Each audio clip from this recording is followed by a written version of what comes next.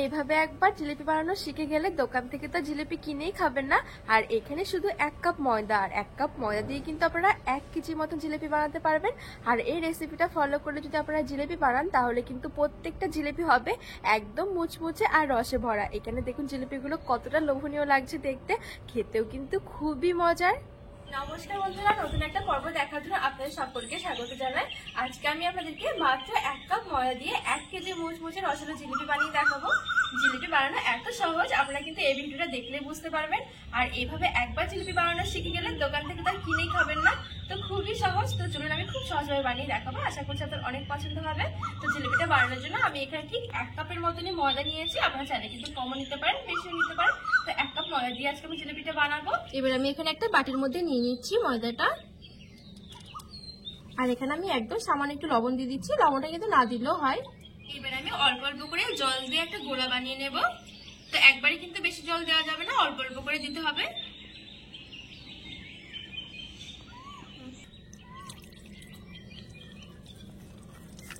তো এখানে জলটা অল্প অল্প করে দিয়ে আমি মেখে নিয়েছি। আর জলটা কিন্তু আমি এখানে 1 কাপই নিয়েছি। 1 কাপ ময়দা নিলে 1 কাপ জলই নিতে হবে। তো এবার আমি অল্প অল্প করে দিয়ে এটা গোলা সুন্দর বানিয়ে নেব। একবার কিন্তু জলটা দেওয়া যাবে না, তাহলে পরে কি আবার দলা পেকে যাবে। তো এখানে বাদবাকি জলটা দিয়েও কিন্তু আমি খুব সুন্দর করে মিশিয়ে নিয়েছি। আর একটুখানি টাইম নিয়ে মাখাতে হবে এই গোলাটা। যত সুন্দর করে কিন্তু মাখানো হবে তত সুন্দর কিন্তু জিলিপিগুলো হবে।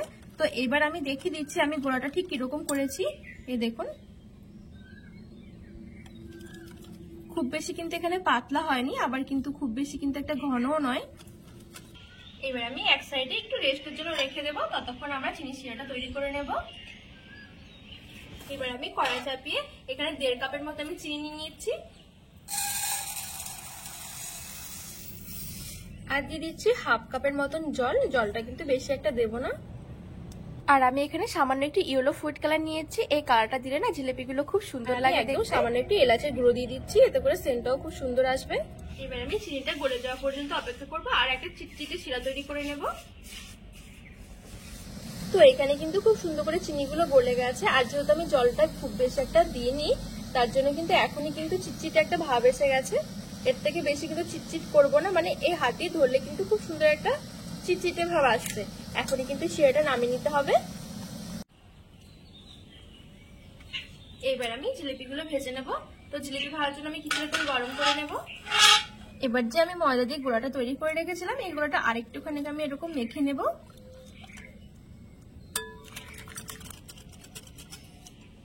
এইবার আমি এখানে দিয়ে দেব একটা ইনো। আপনারা চাইলে কিন্তু বেকিং সোডা দিতে পারেন, তবে ইনো দিয়ে কিন্তু খুবই সুন্দর হয়, জিলিপিগুলো একদম মুচমুচে হয়। তো এবার আমি এখানে একটা ইনো নিয়েছি, ইনোটা দিয়ে দেব।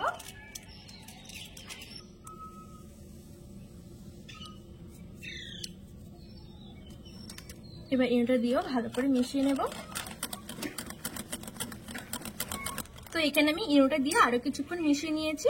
আর দেখুন এখন গোলাটা কতটা সুন্দর হয়েছে। ঠিক এরকম কিন্তু একটা গোলা লাগবে, খুব বেশি কিন্তু পাতলা করলে কিন্তু হবে না, তাহলে জিলিপিগুলো ভাজার সময় পুরো ছড়িয়ে যাবে। ঠিক এরকম কিন্তু একটা গোলা তৈরি করতে হবে। এবার আমি এখানে একটা পাইপিং ব্যাগ নিয়েছি, এই পাইপিং ব্যাগের মধ্যে ভরে নেব। এই পাইপিং ব্যাগে না থাকলে যে কোনো একটা প্যাকেট হলে হবে, দুধের প্যাকেট বা নুনের প্যাকেট, যে কোনো রকমের প্যাকেট হলে কিন্তু হয়ে যাবে, খুবই সহজ।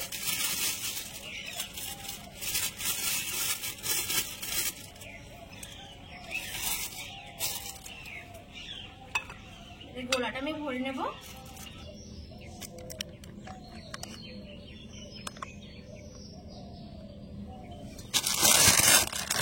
এবার আমি এখান দিয়ে একদম ছোট করে কেটে নেব, মানে খুব বেশি ছোট না, আবার কিন্তু খুব বেশি মোটা নয়। বেশি মোটা কাটলে আবার মোটা মোটা হবে জিলিপিগুলো। ঠিক আমি এরকম করে নিয়েছি। আর এদিকে কিন্তু তেলটা খুব ভালো করে গরম হয়ে গেছে। এবার আমি আঁচটা লো টু মিডিয়ামে করে রেখেছি। এবার আমি জিলিপিগুলো দিয়ে ভেজে নেব। এবার ঠিক এরকম একটু বড় করে ঘোরাতে হবে, মানে খুব বেশি কিন্তু ছোট করলে হবে না, একটু বড় করে ঘোরাতে হবে। ঠিক এরকম করে, তাহলে কিন্তু জিলিপিগুলো খুব সুন্দর হবে।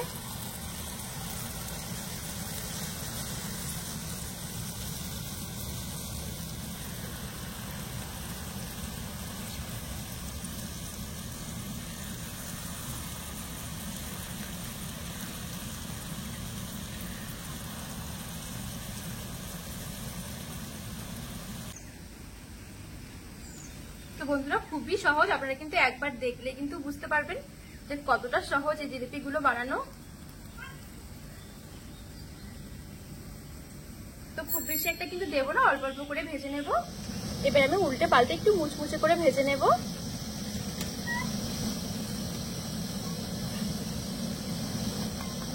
তো মোটামুটি এখানে দেখুন একটু মুচমুচে কিন্তু হয়ে গেছে। খুব বেশি কিন্তু আবার মুচমুচে করবো না, তাহলে পরে কি আবার পুরো শক্ত হয়ে যাবে। এবার আমি তেল থেকে তুলে নেব। এবার আমি তেল থেকে তুলে পুরো গরম গরম জিলিপিগুলো আমি চিনি শিরার মধ্যে দিয়ে দেবো, যে আগে থেকে আমি চিনি শিরাটা তৈরি করে রেখেছিলাম এখানে।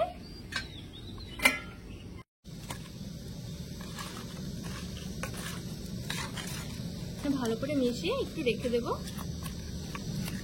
চিনি শিরার সাথে আমি ভালো করে জিলিপিগুলো একটু মিশিয়ে নিয়েছি। এবার এখানে কিছুক্ষণের জন্য রেখে দেবো। তো আবার আমি সেম ভাবে দিয়ে ভেজে নেব।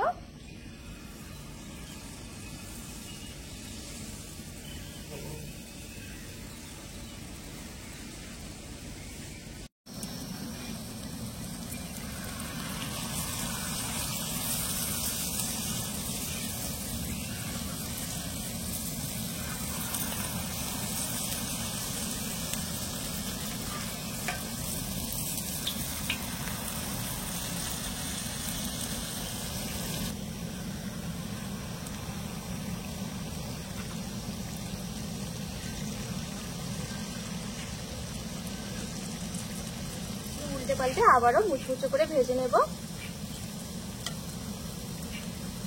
তো আপনারা চাইলে কিন্তু ঘরে খুব সহজে এরকম জিলিপি বানিয়ে নিতে পারেন, তা আবার খুবই অল্প সময়ের মধ্যে। এখন কিন্তু দোকান থেকে কিনে খেতে হবে না, খুবই সহজ বন্ধুরা বানানো। আপনারা কিন্তু একবার দেখলে বুঝতে পারবেন যে কতটা সহজ এই জিলিপিগুলো বানানো।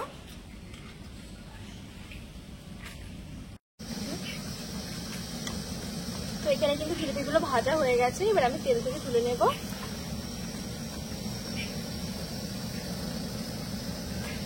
গরম গরম জিলিপিগুলো কিন্তু অবশ্যই চিনি শিরার মধ্যে দিয়ে দিতে হবে, তাহলে কিন্তু খুব সুন্দর কিন্তু রসটা ঢুকবে।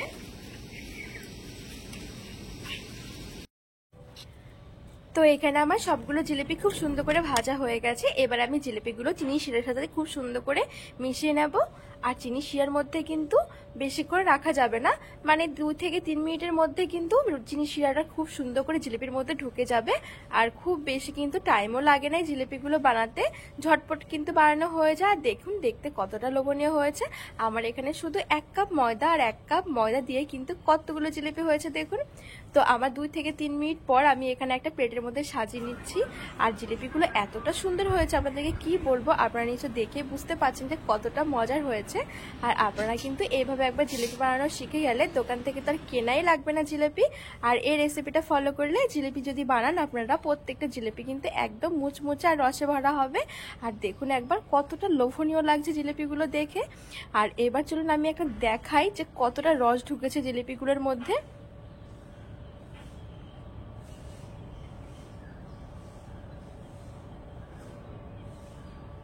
এবার আমি একটা জিলিপি আপনাদেরকে ভেঙেও দেখাই যে কতটা সুন্দর হয়েছে।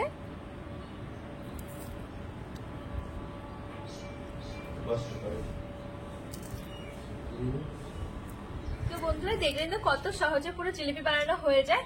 তো আজকের রেসিপিটি কেমন লেগেছে অবশ্যই কিন্তু কমেন্ট করে জানাবেন। আর রেসিপিটি ভালো লাগলে একটু লাইক কমেন্ট শেয়ার করে দেবেন।